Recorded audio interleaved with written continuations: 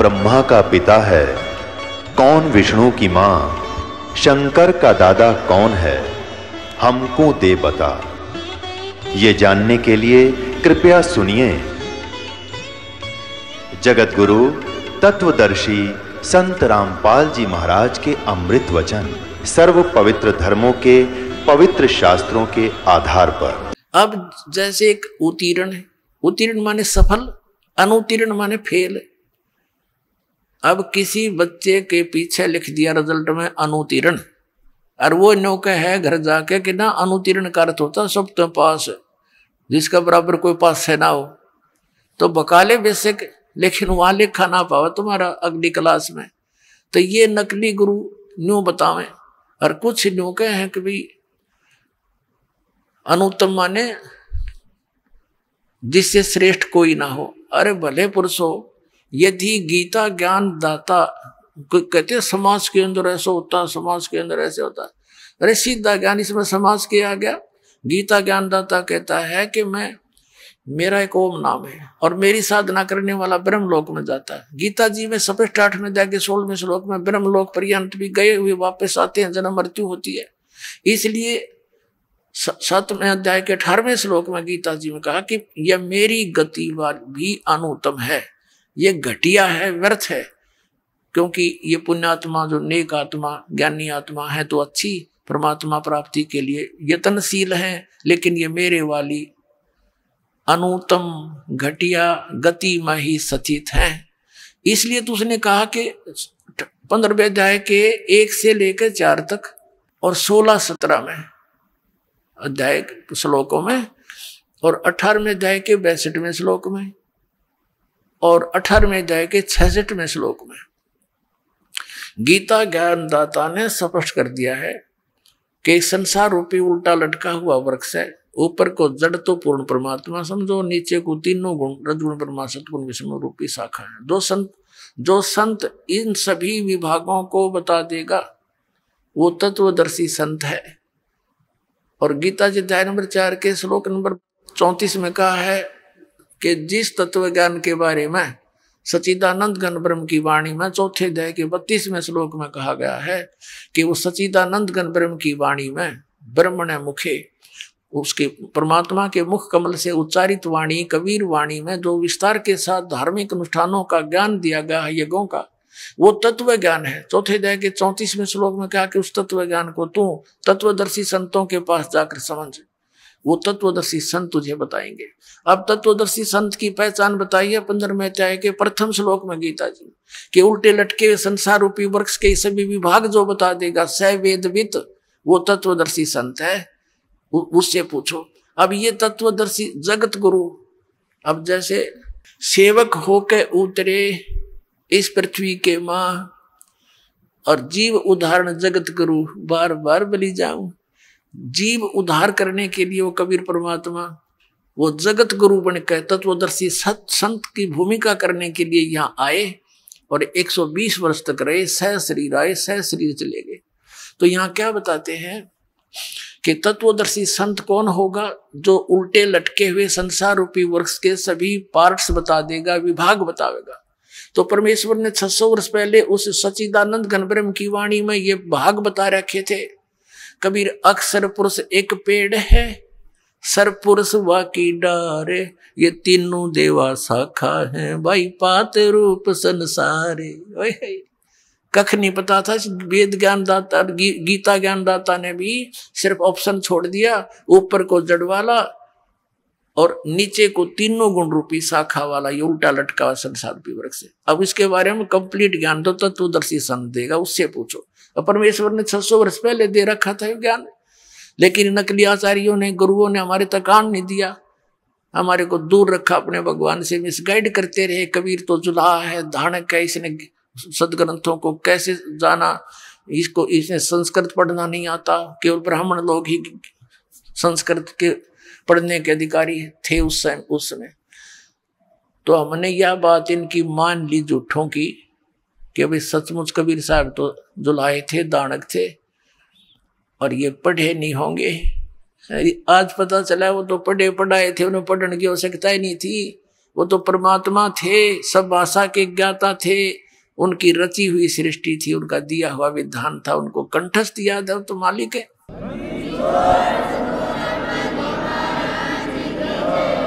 उल्टा लटका हुआ संसार रूपी वृक्ष को परमात्मा ने बता दिया। अक्षर पुरुष एक पेड़ है, निरंजन यानी सरपुरुष या की डार, और तीनों देवा शाखा है, ये पात रूप संसार। एक बार झलक देख लो इसकी। ये देखिएगा श्रीमद् भगवत गीता अध्याय नंबर 15 के श्लोक नंबर 1 से लेकर 4 और 16 और 17 का ये निष्कर्ष है। ये परमात्मा का दिया हुआ ज्ञान है।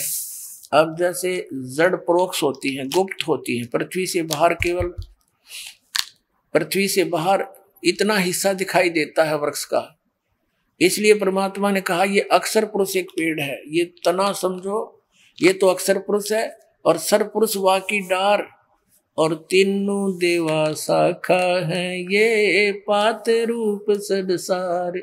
रजगुण ब्रह्मा जी, सतगुण विष्णु जी, तमगुण शिव जी, ये तो शाखा है इस पेड़ की, और ये इनका पिता है सरपुरुष ज्योत निरंजन, और ये अक्षर पुरुष तना है, और ये मूल मालिक, ये परम अक्षर ब्रह्म, परम अक्षर पुरुष है, ये कबीर साहिब है।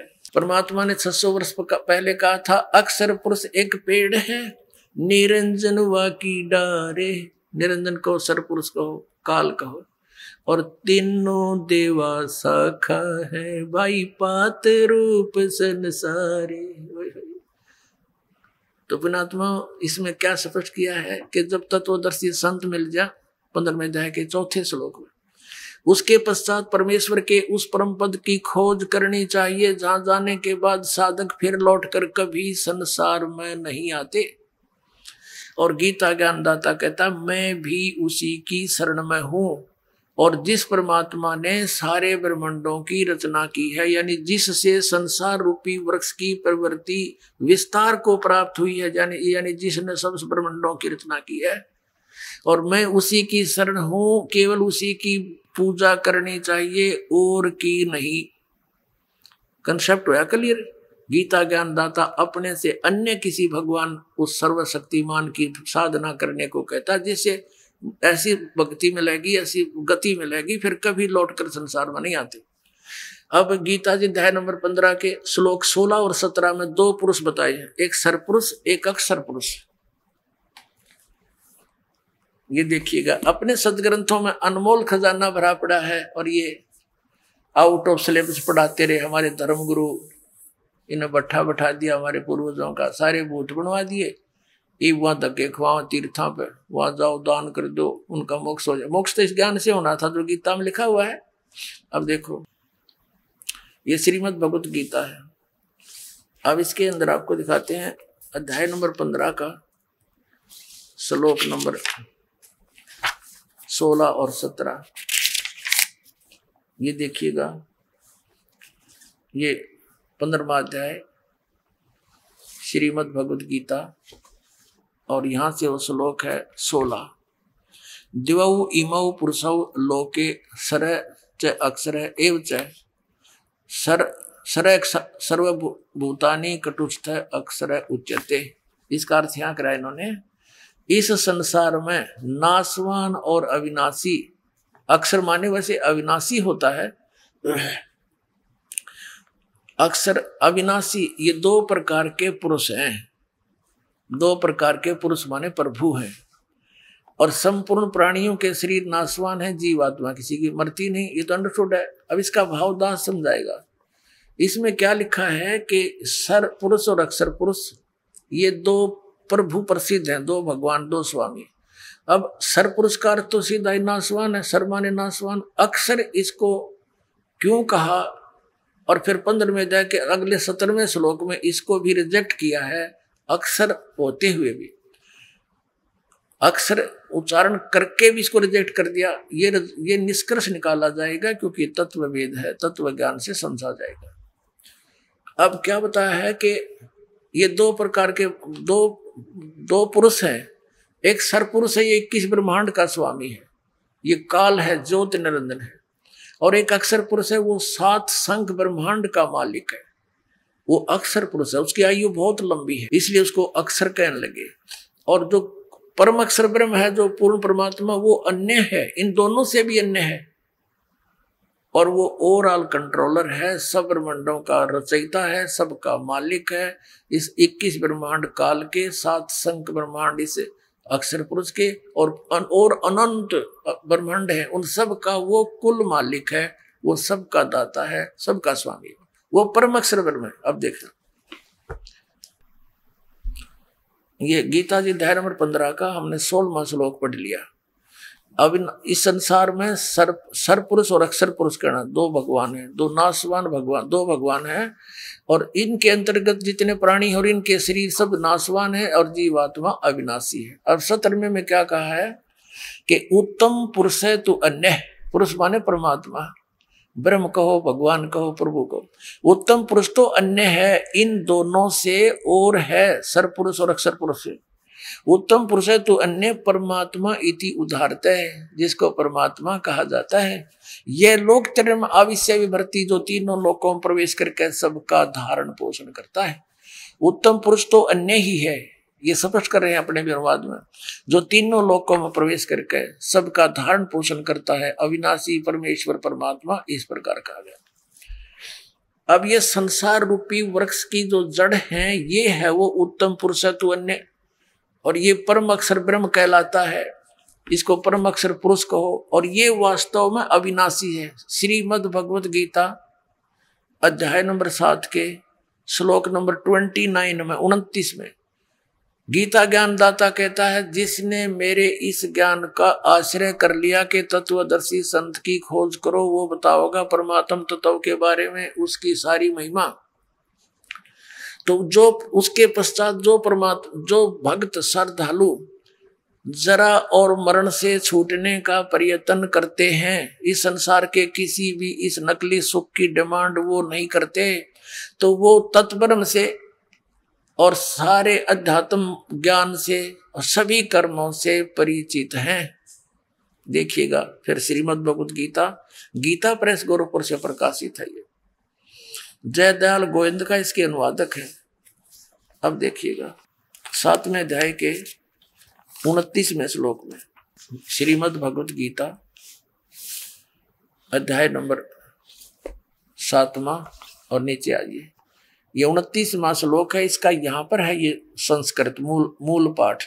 जरा मरण मोक्षाय, जरा माने वर्धावस्था, मरण माने मृत्यु, मोक्षाय माने छुटकारे के लिए, माम आश्रित है, मेरे इस ज्ञान के आश्रित होकर के, यतंती ये जो प्रयत्न करते हैं, ते ब्रह्म तत्विदु, वो उस तत्व ब्रह्म को जानते हैं, कृष्णम अध्यात्म यानी सारे अध्यात्म से परिचित हैं, अध्यात्म ज्ञान से, और कर्म से अखिलम, और सब कर्मों से वो परिचित है। इसका अनुवाद यहाँ किया है ना,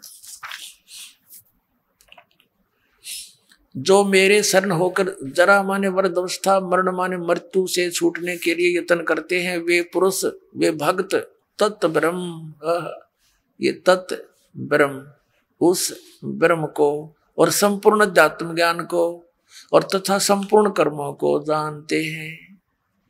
अब पुणात्मा इसे स्पष्ट कर दिया कि जो व्यक्ति इस नकली सुख को भूल चुके हैं और जरा माने वृद्धावस्था के कष्ट को, पुणात्मा इस जीव के ऊपर वृद्धावस्था एक बहुत बड़ा अभिशाप है, इतना दुख इसके अंदर होता है। लेकिन जो परमात्मा कबीर जी की शरण में आ जाएगा पुणात्मा, घबराना नहीं, आपका वृद्धावस्था ऐसे कटेगा ना फूल की तरह।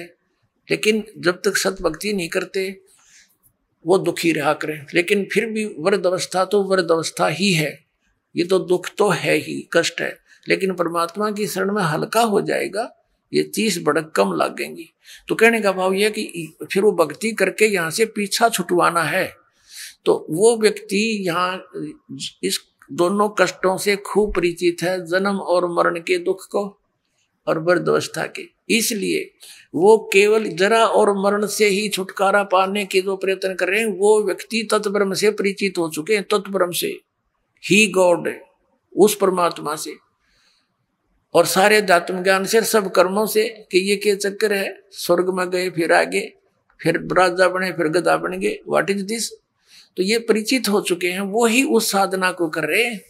तो अर्जुन ने फिर पूछा, ये भगवान 8वें अध्याय के प्रथम श्लोक में कि किम तत्परम, वो तत्परम क्या है, फिर बताओ वो भगवान ऐसा कौन सा है जिसके मैं जहां इतना सुख है जिसके पाने के लिए फिर यहाँ की डिमांड सब छूट जाती है।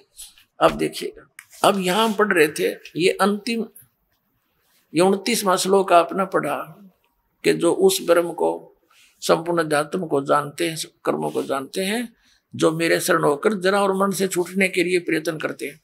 तो ये 30वां है, ये कहता जो मुझे जानते हैं तो मेरे को प्राप्त होते हैं, इसका इतना सा। यहाँ 8वां अध्याय ये सामने ही है। इसके प्रथम मंत्र में अर्जुन ने पूछा किम तत्परम, किम तत्परम, किम अध्यात्म, किम कर्म पुरुषोत्तम, अधिभूतम च किम प्रोक्तम, अधिदेवम किम उच्यते। हे पुरुषोत्तम, वह ब्रह्म क्या है, वो तत्ब्रह्म है क्या? अब इसका उत्तर 3रे श्लोक में दिया है, श्रीमद् भगवद गीता के 8वें अध्याय के और 3रे श्लोक में। वह परम अक्षर ब्रह्म है, परम अक्षर ब्रह्म है वो। अपनात्मा गीता जी अध्याय 15 के श्लोक नंबर 17 में जो कहा कि उत्तम पुरुष है तो अन्य परमात्मा इति उदाहरते, ये लोग चरम आविषय वर्ती अवैश्वर है।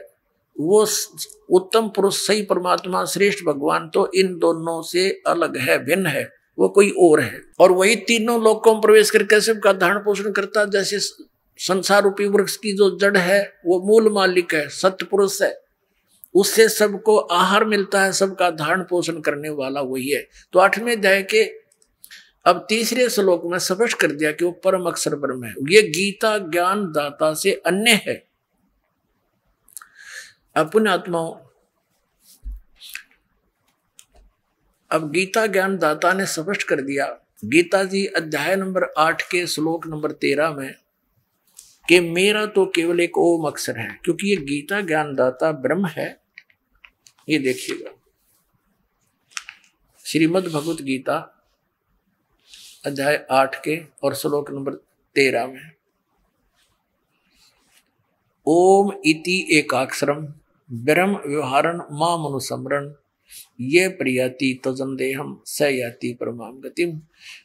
अब क्या इन्होंने थोड़ा सा गलत किया यहाँ से, ओम ओम इस एक अक्षर रूप ब्रह्म को उच्चारण करता हुआ है और उच्चारण करता हुआ मुझ निर्गुण ब्रह्म का चिंतन करता हुआ शरीर त्याग कर जाता हुआ पुरुष परम गति को प्राप्त होता है। अब इसका अर्थ ये है, ये गीता ज्ञान दाता कहता है कि मेरा एक ओम अक्षर है मुझ ब्रह्म का, और इसकी साधना करता हुआ जाता उसकी परम गति होती है। ओम नाम से जो परम गति होनी है वह ब्रह्मलोक प्राप्ति है। ब्रह्मलोक में गए प्राणी फिर वापस आते। 8वें अध्याय के और 5 से लेकर 10 तक, 5 और 7 में तो ये अपनी सचिथि बताता है कि मेरी भक्ति कर मुझ में आश्रित हो और देवताओं की भक्ति छोड़ दे तो मुझे प्राप्त होगा, लेकिन युद्ध तो करना ही पड़ेगा। अपने आत्मा जहाँ युद्ध करना है तो शांति कहा। इसलिए इसने 18वें अध्याय के 62वें श्लोक में कहा है कि अर्जुन तू सर्वभाव से उस परम अक्षर ब्रह्म की शरण में जा, उसकी कृपा से तो परम शांति को और सनातन परम धाम को प्राप्त होगा। यानी वहां जाने के बाद सब झंझट मिट जाएगा, ना युद्ध करना ना कुछ करना। अगर मेरी शरण में रहेगा तो युद्ध तो तुझे करना ही पड़ेगा। और युद्ध करनी है ना शांति की। अब पांडवों को शांति हुई, 36 वर्ष राज किया, फिर हिमालय में जाकर गढ़ के मर गई तपस्या करके, और फिर नरक में डाले गए। और इसलिए कहा कि मैं उसके बारे में जानता नहीं, तत्वदर्शी संत की खोज कर ले और उस संत के अनुसार तुम साधना करोगे तो परम शांति को, परम सुख को प्राप्त होगे। अब 5 से लेकर 8वें अध्याय के गीता के और 10 तक श्लोक आपके रूबरू रहता है। देखिएगा 10 दिखाते हैं 8वें अध्याय का। अब यहाँ 5वां श्लोक है। इसमें कहा कि जो पुरुष अंत काल में मुझे ही स्मरण करता हुआ शरीर त्याग कर जाता है वह मेरे स्वरूप को, स्वरूप नहीं है ये, मद भावम मेरे भाव में को प्राप्त होता है, मेरे पास आसक्त रहता है, इसमें कोई संशय नहीं। फिर 6ठे मत एक कॉमन सी बात बताई है कि अंत समय में जिसकी जिसमें आस्था रहती है, अंत समय में उसी को प्राप्त होता। अब सातवां दिखाते आपको। सातवें में ये कहा है कि इसलिए अर्जुन सब प्रकार से तू सब समय में निरंतर मेरा स्मरण कर और युद्ध भी कर, बता, और अर्पण किए हुए मुझ में अर्पण किए हुए बुद्धि मन चित्त युक्त होकर निसंदेह मुझे ही प्राप्त होगा। अब 8वें में और 9वें में और 10वें श्लोक में उस परम अक्षर ब्रह्म की साधना के लिए कहा है। अब देखिएगा 8वें का यह लिखा है, जो देखो ये कवियम शब्द है। अब इसका डिफाइन करने लगेगा दास तो बहुत लंबा समय लग जाएगा, फिर अन्य समय में बताता रहता है। ये कबीर देव की तरफ संकेत है, परम अक्षर ब्रह्म का नाम है। जो कवियम और पुराणम अनादि सबसे पहले का भगवान, सबका नियंता यानी सबका मालिक, सबका कंट्रोलर, सूक्ष्म से अति सूक्ष्म, सबका धारण पोषण करने वाला, अचिंत रूप, सूर्य के सदृश, नित्य चेतन, प्रकाश रूप, आदित्य वर्णम, सूर्य की तरह साकार, तेजो में शरीर युक्त। इसका अर्थ ये है अविद्या से अति परे, शुद्ध सच्चिदानंद घन ब्रह्म, यानी अति परे सच्चिदानंद घन ब्रह्म परमेश्वर का स्मरण करता है। अब क्या बताया है कि जो व्यक्ति इस सच्चिदानंद घन यानी सच्चिदानंद घन परमेश्वर का स्मरण करता है। अब 9वें में क्या बताया है? 9वें में ये 9वां पढ़ दिया आपने, 9वां। 8वें में ये बताया है कि जो हे पार्थ ये नियम है कि परमेश्वर के ध्यान रूप योग से दूसरी ओर न जाने वाले चित्त से, ये 8वां श्लोक है, ये 8वां, ये यहां से देखना। हे पार्थ ये नियम है कि परमेश्वर के ध्यान के अभ्यास रूप योग से युक्त, ये ध्यान नहीं जानते ना, आपका छोड़ दिया, अभ्यास योग युक्तेन, सुरत और शब्द के अभ्यास में जो रत है। अब सुरत और सुरत पुण्यात्माओं, ये राधा स्वामी वाले धन धन सतगुरुवान वाली सुरत शब्द नहीं है, ये कान बंद कर धुन को उसने सुरत शब्द कहे थे। जो 2 अक्षर का मंत्र ये दास आपको देगा, उसका सिमरण करते समय उसके ऊपर अभ्यास करना है, क्योंकि मन भागता है, उसके ऊपर ध्यान नहीं डटने देता। तो सुरत को उस शब्द यानी 2 अक्षर के उस मंत्र पर अभ्यास करना है, उस पर रोकने की चेष्टा करनी है, इसने भागन नहीं देना। अब यदि हम वैसे जाप करते रहेंगे, मन लगा नहीं अभ्यास, तो वो व्यर्थ है वो सिमरन आपका।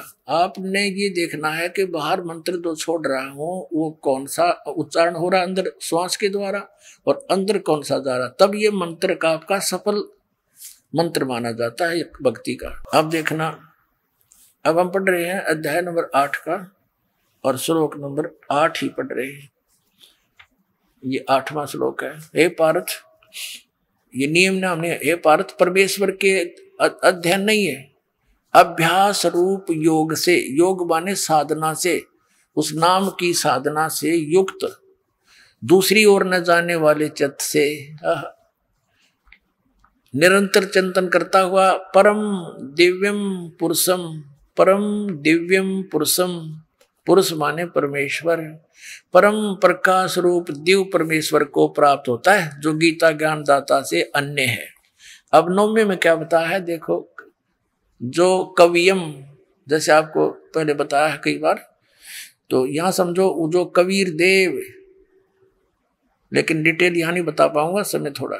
जो कवियम इन्होंने सर्वज्ञ लिखा है, जो कबीर देव अनादि सबके नियंता, सूक्ष्म से अति सूक्ष्म, सबके धारण पोषण करने वाले, अचिंत रूप और सूर्य के सदृश नित्य चेतन, आदित्य वर्णम, सूर्य के जैसा तेजो में शरीर युक्त साकार परमात्मा, अविद्या से अति परे, जो किसी के ज्ञान में नहीं है, अज्ञान से परे है, सच्चिदानंद घन परमेश्वर का स्मरण करता है।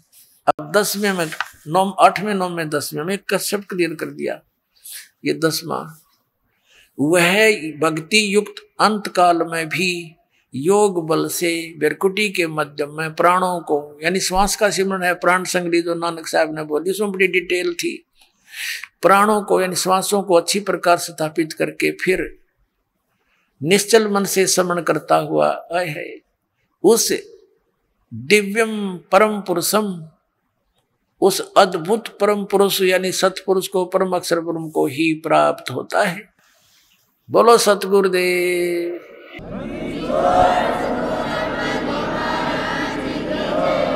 अपने आत्मा ये अपने सदग्रंथ बता रहे हैं।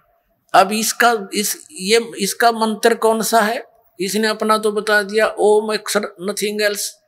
अब 17वें अध्याय के गीता जी के 23वें श्लोक में कहा है कि उस सच्चिदानंद घन ब्रह्म के पाने का 3 मंत्र का जाप का निर्देश है। नथिंग एल्स, निर्देश माने नथिंग और कुछ नहीं, सिंपल ओनली डायरेक्शन। ये है, देखिएगा 17वें अध्याय का और 23वां श्लोक, ये श्रीमद् भगवत गीता अध्याय नंबर 17 का और श्लोक नंबर 23। यहां देखेंगे, ओम तत्सत इति निर्देश है ब्रह्मण है त्रिविध है समर्थ है ब्राह्मणा तेन वेदा च यज्ञा च विहिता पुरा। इसमें क्या लिखा है?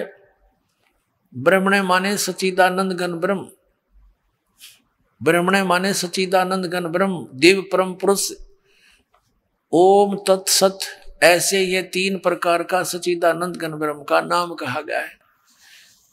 अपना तुम अब ये दास बताओगा आपको अपनी सिंपल लैंग्वेज में, जो आसानी से हमारे गले उतरेगी। अपना तुम जैसे ये मंत्र का जाप जो होता है ये तो साधना है। जैसे हमने जल प्राप्त करना है और जल नीचे पृथ्वी के अंदर है, हमारा उद्देश्य, हमारा पूज्य देव जल है, उस समय हमारा उपास्य जल है और साधना हमारा उपास्य नहीं है, वो देव नहीं है, वो तो एक साधन है। जैसे हैंड पंप लगाते हैं तो बोकी मारनी पड़ेगी, पाइप नीचे पहुंचानी, फिर हैंड पंप लगाना। तो ऐसे ये 3 मंत्र का जाप है, ओम तत्सत।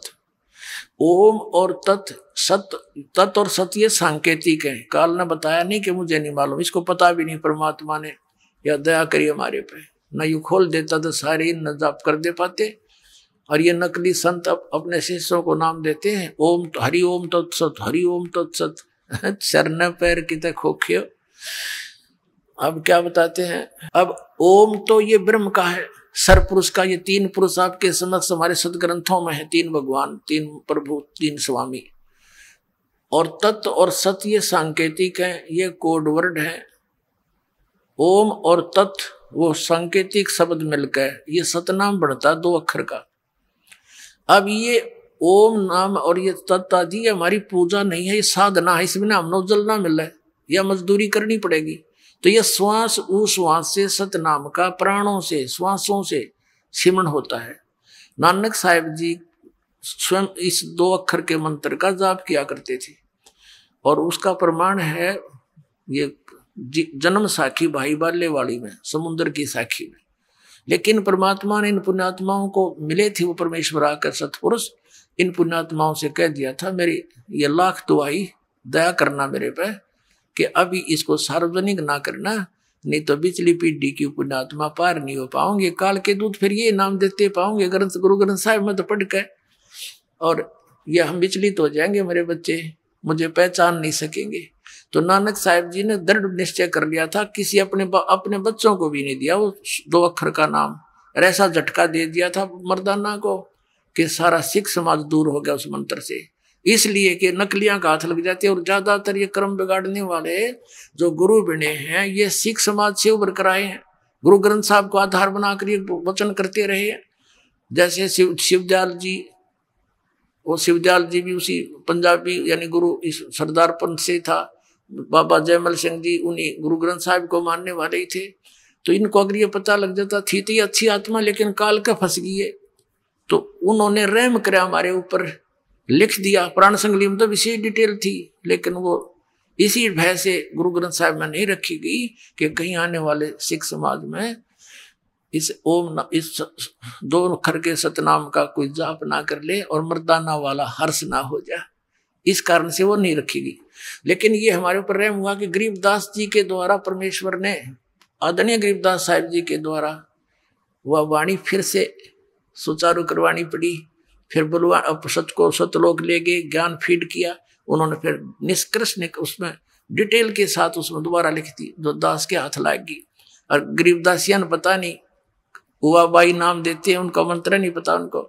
ओनली मेरे गुरु जी के अतिरिक्त किसी गरीबदास पंथ में किसी को इस मंत्र का ज्ञान नहीं था, ये सत्य मान लियो। और मेरे अतिरिक्त उन्होंने किसी को दिया भी नहीं ये मंत्र, 3 मंत्र का।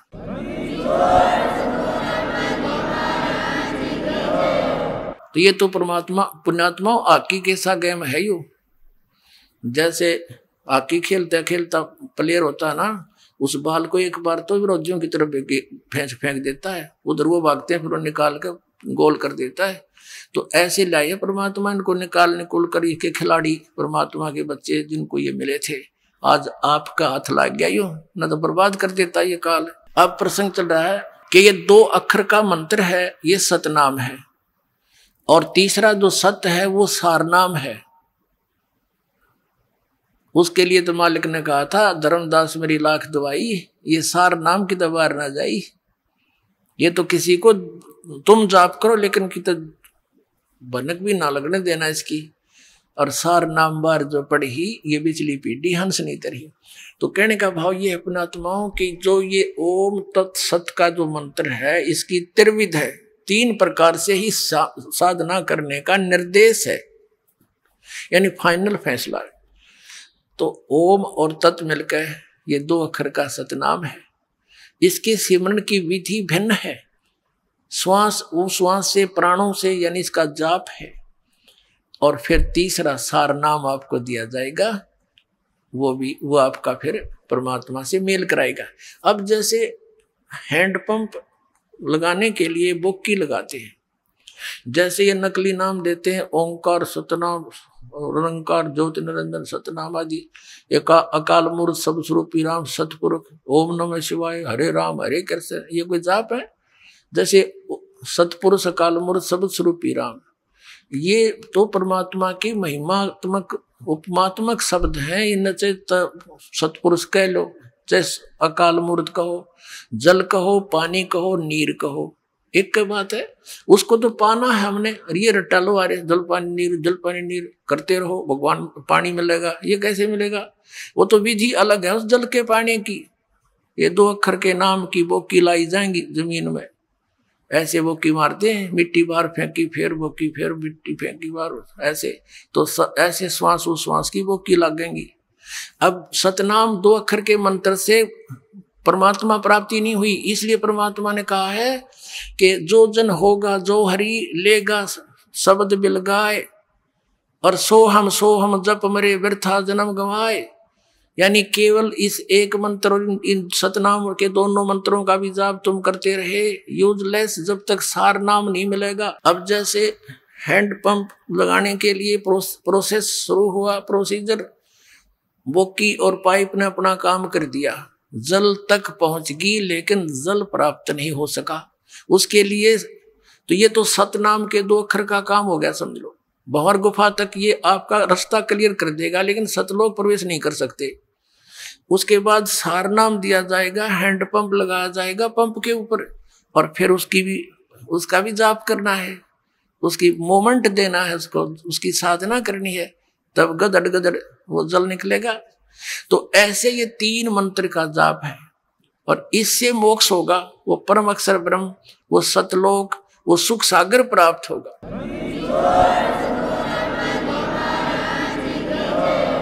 अपने आत्मा जैसे प्रसंग चला है कि सरपुरुष, अक्षर पुरुष और परम अक्षर पुरुष। अब अक्षर का अर्थ होता अविनाशी, लेकिन 15वें अध्याय के 17वें श्लोक में उस अक्षर को रिजेक्ट कर दिया कि उत्तम पुरुष है, श्रेष्ठ परमात्मा तो कोई और है इन दोनों से। तो अक्षर पुरुष भी अक्षर पुरुष नहीं रहा। अब जैसे किसी ने अपने बच्चे का नाम कप्तान दे रखा है, वो कप्तान थोड़ा होता है, नाम है कप्तान उसका। तो ऐसे इनकी सतिथि बतानी पड़ेगी थोड़ी सी। ब्रह्मा विष्णु महेश ये तीनों नासवान है। एक ब्रह्मा की आयु कितनी है? जैसे एक चतुर्युग होता है, सतयुग, त्रेता, द्वापर, कलयुग, ये मिलकर चतुर्युगी होती है। और इसकी कुल वर्ष संख्या 43,20,000 वर्ष है। ऐसी 1000 चतुर्युग, 1008 है वैसे, इसमें 14 मनवंतर निकल जाते हैं, 14 इंद्र के शासन खत्म हो जाते हैं और 72 चतुर्युग तक एक इंद्र का शासन रहता है, शासन काल है। तो ऐसे वैसे तो 1008 बनते हैं, लेकिन लंब संप इनको 1000 चतुर्युग लेते हैं। इतना तो ब्रह्मा जी का दिन और इतनी ही रात्रि, ऐसे 30 दिन रात का एक महीना बना इनका देवताओं का, और 12 महीनों का एक वर्ष हो गया। ऐसे बने हुए 100 वर्ष की आयु है श्री ब्रह्मा रजगुण की, और इससे 7 गुणी विष्णु जी की, इससे अधिक, और विष्णु जी से 7 गुना अधिक है शंकर भगवान तमोगुण शिव की।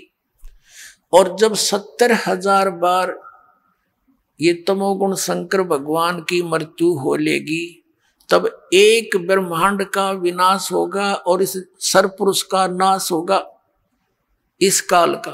फिर एक ब्रह्मांड के सब प्राणी इसमें आग लग जाएगी, जैसे पृथ्वी के ऊपर सब जल हो जाएंगे जहां जहां भी पृथ्वियां हैं। और फिर एकदम 11 सूर्य और सौरमंडल से घूमते हुए यहाँ आ जाएंगे और इन सब को फूंक डालेंगे। तो ऐसे जल तत्व को, पृथ्वी तत्व को जल तत्व ग्रहण करेगा, खत्म करेगा, ग्रास लेगा। जल तत्व को अग्नि, अग्नि को वायु, वायु को आकाश। तो उस समय इस ब्रह्म की मृत्यु होगी सरपुरुष की, और ये एक युग होगा किसका? अक्षर पुरुष का। एक युग, ध्यान रखना, क्योंकि ये गणित की रीति से समझना होगा आपने। तो ये सभी प्राणी, और ये दुर्गा भी, ये शिव भी, ये काल भी, सरपुरुष, इनका पिता ब्रह्मा विष्णु में, इसका ये सब नष्ट हो जाएंगे परमात्मा के विधान अनुसार। ये एज इट इज प्राणी सब ऊपर को उठ जाएंगे एकदम। जीवात्मा मरती नहीं, लेकिन उसमें पीड़ा बहुत होती है जब अग्नि लगती है, इसमें सब बुरा हाल हो जाता है। फिर ये ऊपर उठ जाएंगे, ये 5 तत्व यही रह जाएंगे, घूमते रहेंगे सूक्ष्म रूप में। ये ऊपर दूसरे ब्रह्मांड में चले जाएंगे, वहां जाकर फिर दोनों का, दुर्गा और काल का युवा शरीर बन जाएगा। उसके बाद ये अपना फिर ग्रस्त कर्म से या वचनों से फिर धीरे धीरे अपनी सृष्टि वहां दूसरे ब्रह्मांड में प्रारंभ करते हैं। ऐसे चलता है। तो हमने लेना है समय। तो ये जो 70,000 बार त्रिलोक की शिव की मृत्यु हुई, ये एक बार इस काल की मृत्यु हुई। इसके जन्म और कर्म कैसे अलौकिक हैं। ये किस अपने आप को अजन्मा क्यों कहता है? यहां मर गया, वहां परमात्मा के विधान अनुसार इसकी फिर दोबारा युवा शरीर दोनों का हो जाता है, दुर्गा का और इस काल का। लेकिन जन्म मृत्यु है इसकी। उसके बाद ये एक युग हो गया अक्षर पुरुष का। अब ऐसे 1000 युग का दिन अक्षर पुरुष का, इतनी ही रात्रि। तो 2000 यानी 30 दिन रात का फिर एक महीना हो गया, और 12 महीने का ऐसे उसका एक वर्ष बना। ऐसे जो इस गिनती से, इस रीति से जो उनके एक युग बना, तो 12 महीनों का एक वर्ष हुआ, और 100 वर्ष की आयु होगी अक्षर पुरुष की। उसका भी नाश होगा फिर। देख कितनी लंबी आयु है। 70,000 बार शिव मर लेगा, एक ब्रह्म की मृत्यु होगी, वो युग होगा इस काल का, और इस अक्षर पुरुष का एक युग होगा। और ऐसे 1000 युग का दिन, इतनी रात्रि, और फिर 30 दिन रात का महीना, 12 महीने का एक वर्ष, और 100 वर्ष की आयु अक्षर पुरुष की, और फिर भी मृत्यु होगी। इसलिए इसको अक्षर भी लिखकर नासवान कहा गया है। एती उम्र बुलंद मरेगा अंतरे, क्यों? क्योंकि सतगुरु लगे न कान, न भेंटे वो संतरे। ओए होए, इतनी लंबी उम्र भी होगी तो भी तेरी अंत में मृत्यु होगी। कारण क्या है कि तुझे वो तत्वदर्शी संत नहीं मिले, और मिले तो तुमने मानी नहीं। जैसे पहले परमात्मा के मिले किनको? आदरणीय धर्मदास साहिब जी को, आदरणीय मलुकदास साहिब जी को, आदरणीय नानक साहिब जी को, आदरणीय दादू साहिब जी को, आदरणीय गरीबदास साहिब जी गांव छुड़ानी जिला जज्जर हरियाणा वाले को, आदरणीय घीसा दास जी गांव खेकड़ा जिला मेरठ उत्तर प्रदेश वाले को। इन्होंने वही डंडोरे पीटे थे, पर मानना नहीं कोई। उनके जाने के बाद ग्रुप जरूर बन गए उनके पीछे, लेकिन उन्होंने क्या बोला था अपनी वाणी में, उसके निकट भी नहीं कोई समाज ये सत्कर मान लेना। अब क्या बताया कि एती उम्र बुलंद मरेगा अंतरे, सतगुरु लगे न कान न भेंटे वो संतरे। अब आपको दास जहां से स्टार्ट किया था वहीं आता है। मन तू चल रे सुख के सागर, जहां शब्द सिंधु रत्नागर। इस नमक की बोरी में तू सुख खोज रहा है इस काल के लोक में, वो सुख सागर बूरा की बोरी सतलोक चल, वहां मिलेगी। वहां जाने की विधि बता दी, ये तरीका है संत, पूर्ण संत की खोज और पूर्ण संत की पहचान, और इस 3 मंत्र का जाप तुझे सतलोक ले जाएगा बहुत आसानी से, बहुत सिंपल वे से। नाम उठत नाम बैठत नाम सोवत जागवे, नाम खाते नाम पीते नाम से ती लागवे। नाम से मोक्ष होगा। कलयुग केवल नाम आधारा, सुमर सुमर नर उतरो पारा। कलयुग में जीवन थोड़ा है, कर ले वेग सुधार। और ये हठ योग 2.5 घंटे सुबह 2.5 घंटे सामने, या कोई तरीका मूर्ख बना रखे।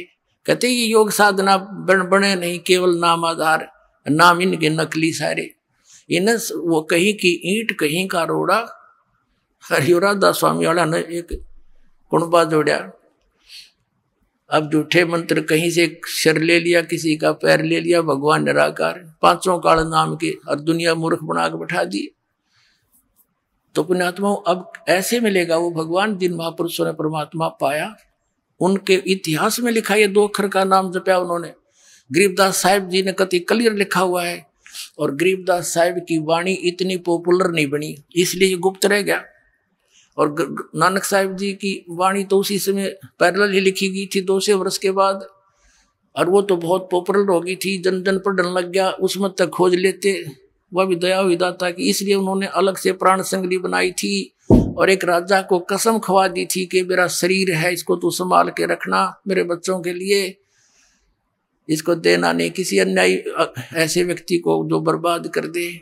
लेकिन वहां फिर काल का दाव लग गया। मर्दाना को झटका देना जरूरी था कि कई आगे चल के इसका जाप ना कर लें। और 5वें गुरु अर्जन देव जी ने सोचा भाई मर्दाना के साथ ऐसी घटना घट गई थी, इस नाम के जाप करने थे, 2 अक्षर के थे, इसलिए प्राण संगली में तो बहुत डिटेल थी, उसने जल प्रवाही कर दी वह सारी।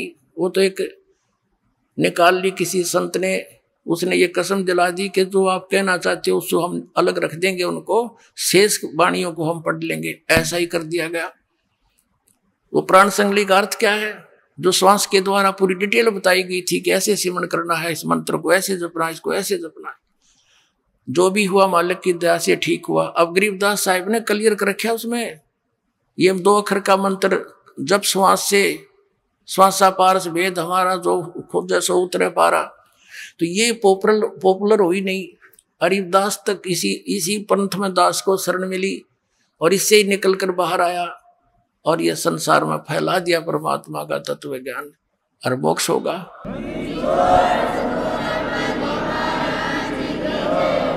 अब क्या बताते हैं, मन तू चल रे सुख के सागर, जहां शब्द सिंधु रत्नागर। अब क्या बताते हैं, सुख सागर किसे कहते हैं। जैसे कभी कभी इस दास के साथ तो बहुत बार होती है।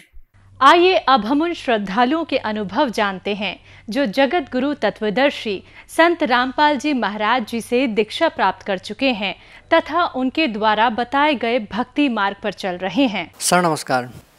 सत साहिब जी। सर क्या नाम है आपका? सरदारा सिंह, पिंड हरियों कलां, तहसील समराला, पिंड डाखन्ना, मुश्काबाद। सर संत रामपाल जी महाराज से नाम दीक्षा लेने से पहले आप क्या साधना करते थे? साधना करते थे, अमृत छकिया होया तो 1992 मैं निशान साहब तो डिग पिया 70 फुट उच्चा। उस तो बाद डिगने तो मेरा इलाज नहीं किसी ने कराया।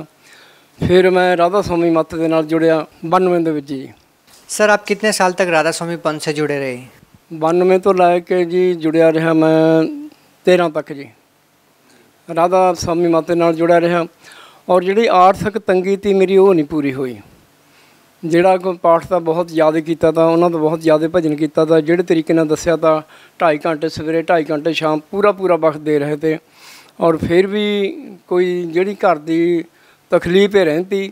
ਔਰ ਖੇਤੀ ਕਰਦਾ ਤਾਂ ਮੈਂ, ਮੇਰੇ ਡੰਗਰ ਮਰ ਜਾਂਦੇ ਤੇ 15 ਮੈਸਾਂ ਤੇ 4 ਗਊਆਂ ਮੇਰੀਆਂ ਮਰੀਆਂ, ਜਿਹਦੇ ਨਾਲ ਮੇਰੀ ਹੋਰ ਵੀ ਆਰਥਿਕ ਤੰਗੀ ਤੀ ਜਿਹੜੀ ਉਹ ਜ਼ਿਆਦਾ ਵੱਧ ਗਈ। सर आप लगभग 24 साल तक राधा स्वामी पंथ में रहे, उसके बावजूद आप लोगों को आर्थिक मानसिक परेशानियों का सामना करना पड़ा। सर इसके पीछे आप क्या कारण मानते हैं? ਕਾਰਨ ਦਾ ਕੋਈ ਪਹਿਲਾਂ ਤਾਂ ਪਤਾ ਨਹੀਂ ਲੱਗਿਆ। ਫਿਰ ਉਸ ਤੋਂ ਬਾਅਦ ਗਿਆਨ ਗੰਗਾ ਕਿਤਾਬ ਮੇਰੇ ਦੋਸਤ ਨੇ ਮੈਨੂੰ ਦਿੱਤੀ, ਮੈਂ ਪੜ੍ਹੀ। ਪੜ੍ਹਨ ਤੋਂ ਬਾਅਦ ਮੈਨੂੰ ਪਤਾ ਲੱਗਿਆ ਵੀ ਸੰਤ ਰਾਮਪਾਲ ਜੀ ਮਹਾਰਾਜ ਸਤਿਗੁਰੂ ਬਰਵਾਲੇ ਦੇ ਵਿੱਚ ਆਏ ਹੋਏ ਨੇ, ਵੀ ਉਹਨਾਂ ਤੋਂ ਨਾਮਦਾਨ ਤੁਸੀਂ ਲਓ, ਉਹਨਾਂ ਦੇ ਜਾ ਕੇ ਦਰਸ਼ਨ ਕਰੋ, ਸਤਸੰਗ ਸੁਣੋ। ਫਿਰ ਮੇਰੇ ਘਰ ਟੈਲੀਵਿਜ਼ਨ ਲੱਗਿਆ ਤਾਂ ਮੈਂ ਉਹਨਾਂ ਦਾ ਸਤਸੰਗ ਸੁਣਨ ਲੱਗਿਆ ਅਤੇ ਕਿਤਾਬ ਵੀ ਪੜ੍ਹਦੀ। ਪੜ੍ਹਨ ਤੋਂ ਬਾਅਦ ਮੇਰਾ ਬਹੁਤ ਮਨ ਕੀਤਾ ਕਿ ਮੈਂ ਆਪਣੇ ਦੋਸਤ ਨੂੰ ਨਾਲ ਲੈ ਕੇ ਬਰਵਾਲੇ ਚਲੇ ਗਏ। ਬਰਵਾਲੇ ਜਾ ਕੇ ਉਹਨਾਂ ਦਾ ਸਤਸੰਗ ਸੁਣਿਆ। ਸਤਸੰਗ ਸੁਣਨ ਤੋਂ ਬਾਅਦ ਅਸੀਂ ਨਾਮਦਾਨ ਲੈ ਲਿਆ। ਨਾਮਦਾਨ ਲੈਣ ਤੋਂ ਬਾਅਦ ਇੱਕ ਪ੍ਰੇਤ ਬਾਧਾ ਥੀ ਮੇਰੇ ਮਗਰ, ਜਿਹੜੀ ਕਿ ਮੈਨੂੰ ਬਹੁਤ ਸਤਾ ਰਹੀ ਸੀ। ਉਹ ਵੀ ਜਿਸ ਦਿਨ ਤੋਂ ਮੈਂ ਨਾਮਦਾਨ ਲੈ ਲਿਆ ਉਸ ਤੋਂ ਬਾਅਦ ਮੁੜ ਕੇ ਅੱਜ ਤੱਕ ਕਦੇ ਵੀ ਉਹ ਚੀਜ਼ ਨੇ ਬਾਧਾ ਨੇ ਮੈਨੂੰ ਤੰਗ ਨਹੀਂ ਕੀਤਾ। ਔਰ ਹੁਣ ਤੱਕ ਮੇਰੀ ਜਿਹੜੀ ਆਰਥਿਕ ਤੰਗੀ ਸੀ ਔਰ ਮੇਰਾ ਸਰੀਰ ਵੀ ਬਹੁਤ ਤਕਲੀਫ ਦੇ ਵਿੱਚ ਰਹਿੰਦਾ। ਨਿਸ਼ਾਨ ਸਾਹਿਬ ਤੋਂ ਡਿੱਗਣ ਕਰਕੇ ਮੇਰਾ ਰੀੜ੍ਹ ਦੀ ਹੱਡੀ 4 ਜਗ੍ਹਾ 'ਤੇ ਕਰੈਕ ਤੀ। ਇੱਕ ਮੇਰਾ ਪੈਰ ਦੇ 30 ਪੀਸ ਹੋਏ ਨੇ, ਜਿਹੜੇ ਕਿ ਹੁਣ ਮੇਰਾ ਪੈਰ ਤਾਂ ਦੁਖਦਾ ਬਹੁਤ, ਪਰ ਰੀੜ੍ਹ ਦੀ ਹੱਡੀ ਵੱਲੋਂ ਮੈਂ ਠੀਕ ਹਾਂ, ਜਾਣੀ ਹਾਂ ਤੁਰ ਕੇ ਜਾ ਸਕਦਾ, ਸਾਈਕਲ ਚਲਾ ਲੈਂਦਾ। ਅਤੇ ਇਹ ਮੇਰੇ ਸਰੀਰਕ ਤੌਰ 'ਤੇ ਮੇਰਾ ਆਪਣਾ ਫਾਇਦਾ। ਔਰ ਜਿਹੜੀ ਮੇਰੀ ਆਰਥਿਕ ਤੰਗੀ ਤੀ बहुत ज़्यादा थी, वो भी मेरी हुन ठीक है। जो आपकी आर्थिक तंगी थी, इतनी सारी परेशानियाँ आपको थी, वो कैसे ठीक हो गई? बरवाड़ा सतगुरु रामपाल जी महाराज तो जिस दिन तो नामदान ले लिया, उस दिन तो बाद प्रेत बाधा थी जो वो भी दूर हो गई। और मेरी आर्थिक तंगी थी जी वो भी दिन पर दिन ठीक होंदी चली गई। और अज मैनू जो मैं पाठ करता था वो पाठी था, वो भी बाबा जी ने कह दिता भी तुसीं पाठ नहीं करना। तो फिर मैं छड्डता सारा कुछ, दुकान की है। हुण दुकान के उत्ते उहदे नाल मेरा बहुत वधिया गुजारा चल रहा और बहुत वधिया आर्थिक तंगी मेरी मैनू सता नहीं रही। जिस मैनू पहला तंग था मैं हुण नहीं ठीक है वैसे हुण। सर आप राधा स्वामी पंथ में 24 साल तक भक्ति करने के बाद गुरु बदला है, अब आप संत रामपाल जी महाराज जी के शिष्य हैं और कहा जाता है कि गुरु नहीं बदलना चाहिए, गुरु बदलना तो पाप होता है। क्या आप मानते हैं आपने सही किया गुरु बदल के? गुरु बदलना ठीक है। जैसे एक डॉक्टर के पास आप जाने बीमारी ठीक कराने वास्ते, वो डॉक्टर सही इलाज नहीं कर रहा। तो गुरु तो पहला भी मैं बदल लिया था जो राधा स्वामी मत नूं धारण किया, तो उदों भी मैं यही समझदा था भी डॉक्टर तो जिस तरह ठीक नहीं हो रही सेहत, दूसरा डॉक्टर बदल लिया। इस तरह मैं हुण भी कहा भी जे एक डॉक्टर के कोल सेहत नूं ठीक आराम डॉक्टर नहीं दे रहा तो कोई गुरु बदल लेना ये डॉक्टर के समान ही है, तो उहदे विच कोई पाप नहीं है। क्या अब आप मानते हैं कि आपको सही डॉक्टर मिला है? क्या संत रामपाल जी महाराज जी के अलावा भी कोई डॉक्टर है? नहीं, मेरे मुताबिक इस टाइम तक जो पहला शास्त्र वेदां दे विच लिखिया हुआ नाम था, ना सानू नाम मिलिया था और ना ही साडी कोई आर्थिक तंगी थी जिहड़ी वो दूर हुंदी थी। वेदां शास्त्रां मुताबिक जो नाम महाराज जी संत रामपाल दे रहे ने सतगुरु जी, ये नाम ठीक है। नाम जदों असीं नाम जपदे हैं बैठ के तो साडी जिहड़ी हाज़री है महाराज दे दरबार दे विच लगदी है। तो परमेश्वर साडियां तंगियां ने जिहड़ियां आर्थिक तंगियां सरीरक तौर पर कोई बीमारी है ये भी साडी दूर होंदी है। सर आपने कहा कि जब किसी एक डॉक्टर से इलाज ना हो तो दूसरा डॉक्टर बदल लेना चाहिए। संत रामपाल जी महाराज जी को आप लाइक एक डॉक्टर मानते हैं, क्या दवाई देते हैं संत रामपाल जी महाराज जो आपकी आर्थिक परेशानियां मानसिक परेशानियां ठीक हो जाती है? जो वेद शास्त्र साडे कह रहे ने, जो उहदे विच नाम लिखे हुए ने परमेश्वर दे, जो कि नाम सानू दिंदे ने उही प्रेत बाधा ते उपर ने। और जिहड़ी साडी आर्थिक तंगी है ਉਹੀ ਸਾਡਾ ਨਾਮ ਹੈ, ਉਹ ਨਾਮ ਜਪਿਆਂ ਤੇ ਸਾਡੀ ਦੂਰ ਹੁੰਦੀ ਹੈ। ਇਦੋਂ ਬੜਾ ਕੋਈ ਡਾਕਟਰ, ਜਿਸ ਤਰ੍ਹਾਂ ਮੈਂ ਆਪਣੀ ਜ਼ਿੰਦਗੀ ਦੇ ਤਜਰਬੇ ਮੁਤਾਬਕ ਕਹਾਂ ਗੱਲ, ਤਾਂ ਇਹ ਸਭ ਤੋਂ ਉੱਤਮ ਹੈ। ਸੰਤ ਰਾਮਪਾਲ ਜੀ ਮਹਾਰਾਜ ਬਰਵਾੜੇ ਵਾਲੇ ਆਏ ਹੋਏ ਨੇ, ਇਹਨਾਂ ਦੇ ਕੋਲ ਹਰ ਇੱਕ ਵਿਅਕਤੀ ਨੂੰ ਇਹਨਾਂ ਦੇ ਸ਼ਰਨ ਦੇ ਵਿੱਚ ਚਲੇ जाना चाहिए जी। सर देखिए, सभी श्रद्धालु अपने गुरु को श्रेष्ठ मानते हैं। सभी कहते हैं हमारे गुरु जी सही भक्ति बताते हैं, हमारे गुरु जी सही भक्ति बताते हैं। ज़्यादातर जो संत रामपाल जी महाराज जी के शिष्य हैं वो राधा स्वामी पंथ से आए हुए हैं। अभी भी लाखों की संख्या में राधा स्वामी संत मंच से भक्त जुड़े हुए हैं। उनका मानना है सर कि वो सही भक्ति कर रहे हैं। आप कैसे कह सकते हैं कि राधा स्वामी पंथ में जो भक्ति बताई जा रही है वो सही नहीं है और जो संत रामपाल जी महाराज भक्ति विधि बता रहे हैं वो सही है? देखो जी, ये आपो अपना प्रैक्टिकल है।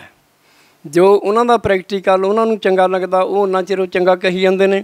जे वो इधर आके देखणगे उन्होंने लाइफ है जो बदल जाएगी और फिर वो अपने आप कहेंगे कि हाँ संत रामपाल जी महाराज जो नामदान दीक्षा दे रहे हैं भी वो ठीक है।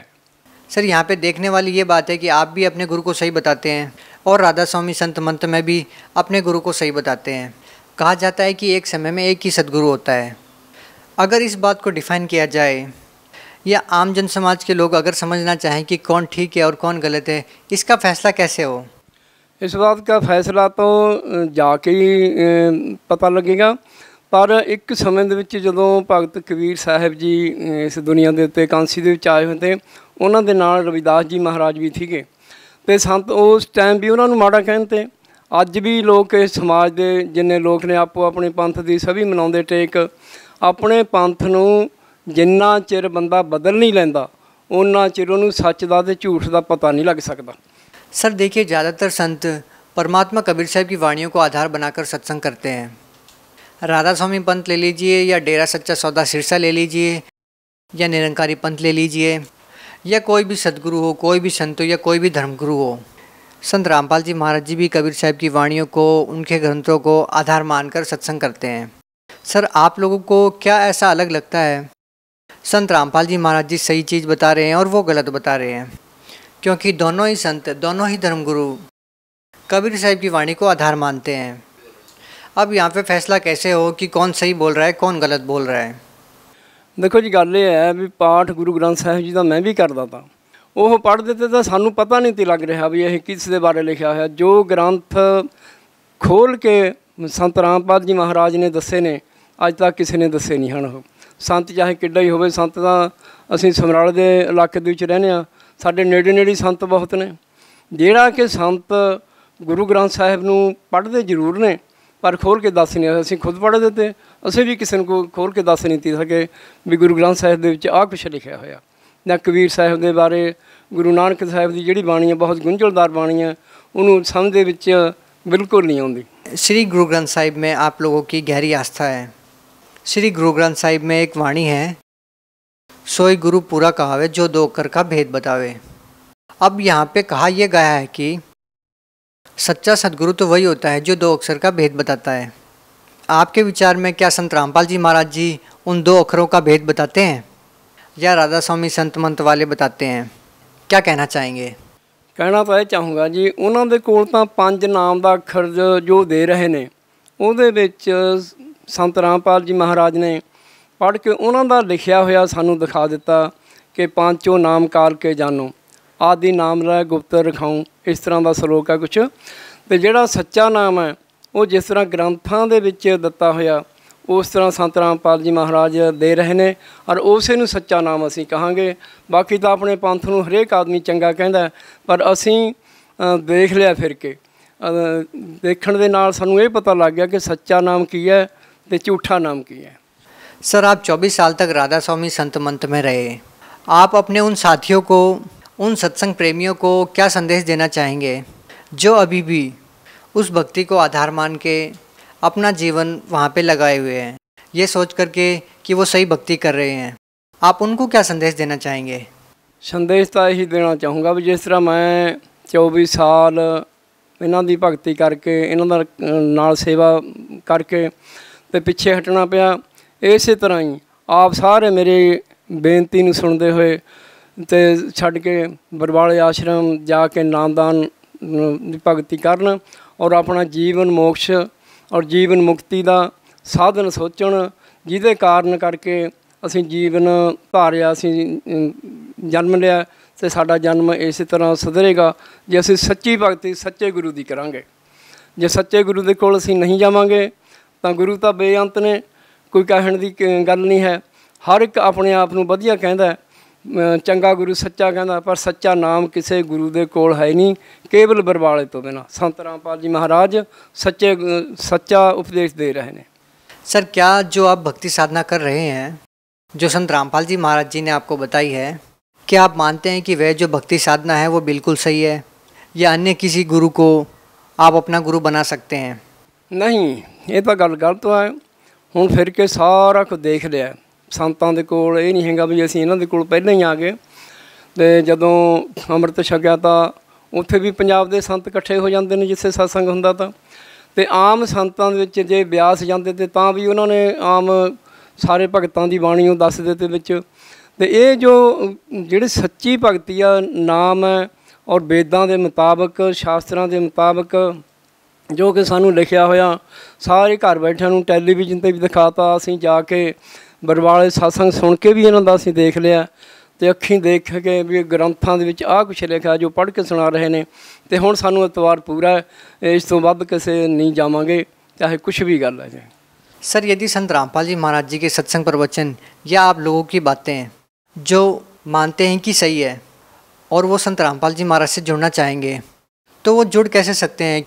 देखो जी, जिहड़ा टैलीविजन आउंदा चैनल ते ਉਹਦੇ ਇੱਕ थल्ले लाइन आउंदी है, वो लाइन के मुताबक संपर्क करन, अपने भगतां दे नाल संपर्क करके ते ओह जिस तरह उन्हां नूं जवाब मिलूगा उस ढंग दे नाल उन्हां भगतां दे नाल जुड़न और छेती तो छेती जिन्ना छेती हो सके उस तरह अपना फ़ायदा उठाउण, अपने जीवन का लाहा लैण।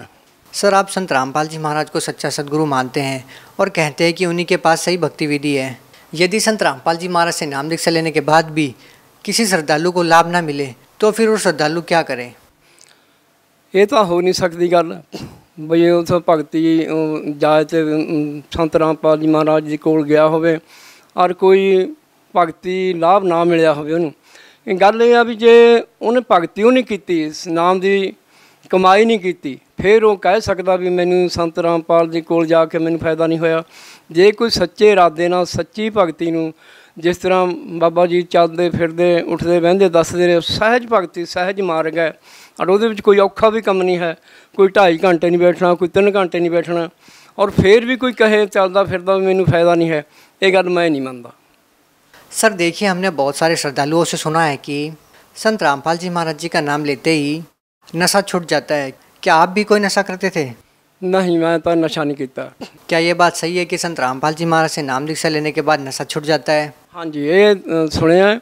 और ਜਿਹੜੇ ਸਾਡੇ ਬੰਦੇ ਸਾਡੇ ਨਾਲ ਗਏ ਤੇ ਉਹ ਨਸ਼ਾ ਕਰਦੇ ਤੇ ਸਾਨੂੰ ਦੱਸਦੇ ਤੇ ਜਾਂ ਉੱਥੇ ਸਤਸੰਗ ਦੇ ਵਿੱਚ ਬੈਠੇ ਤੇ ਜਾਂ ਗੱਡੀ ਦੇ ਰੇਲ ਦੇ ਵਿੱਚ ਸਫ਼ਰ ਕਰਦੇ ਤੇ ਉਸ ਤਰ੍ਹਾਂ ਉਹ ਦੱਸ ਰਹੇ ਸੀ ਵੀ ਮੈਂ ਨਸ਼ਾ ਖਾਂਦਾ ਤਾਂ, ਮੈਂ ਸ਼ਰਾਬ ਪੀਂਦਾ ਤਾਂ, ਮੈਂ ਨਾਮ ਲੈ ਲਿਆ, ਹੁਣ ਉਸ ਤੋਂ ਬਾਅਦ ਮੈਂ ਬਿਲਕੁਲ ਸ਼ਰਾਬ ਨਹੀਂ ਪੀਤੀ, ਮੁੜ ਕੇ ਮੈਂ ਕੋਈ ਨਸ਼ਾ ਨਹੀਂ ਕੀਤਾ। ਸਾਡੇ ਘਰ ਕਲੇਸ਼ ਵੀ ਸਾਡੇ ਕਈ ਬੀਬੀਆਂ ਦੱਸਦੀਆਂ ਹੁੰਦੀਆਂ ਸੀ ਵੀ ਉਹ ਸਾਡੇ ਘਰ ਕਲੇਸ਼ ਬਹੁਤ ਆ, ਨਸ਼ਾ ਕਰਦੇ ਤੇ, ਸ਼ਰਾਬ ਪੀਂਦੇ ਤੇ, ਮਾਰ ਕੁੱਟਦੇ ਤੇ, ਪਰ ਅਸੀਂ ਸਾਡੇ ਘਰ ਦੇ ਵਿੱਚ ਤਾਂ ਕੋਈ ਹਾਲਤ ਨਹੀਂ ਸੀ। ਪਰ ਜਿਹੜੇ ਆਮ ਬੀਬੀਆਂ ਦੱਸਦੇ ਨੇ ਜਦੋਂ ਸਫ਼ਰ ਕਰਦੇ ਹਾਂ ਵੀ ਜਦ ਅਸੀਂ ਸੰਤ ਰਾਮਪਾਲ ਜੀ ਮਹਾਰਾਜ ਦੇ ਨਾਲ ਜੁੜੇ ਹਾਂ ਤੇ ਸਾਡੇ ਘਰ ਦਾ ਕੋਈ ਵੀ ਕਲੇਸ਼ ਨਹੀਂ ਹੈ। ਹੁਣ ਤਾਂ ਸਾਡੇ ਘਰ ਦੇ ਨਸ਼ਾ ਛੱਡ ਗਿਆ ਜੀ। ਬਹੁਤ ਬਹੁਤ ਧੰਨਵਾਦ ਸਤ ਸਾਹਿਬ ਜੀ।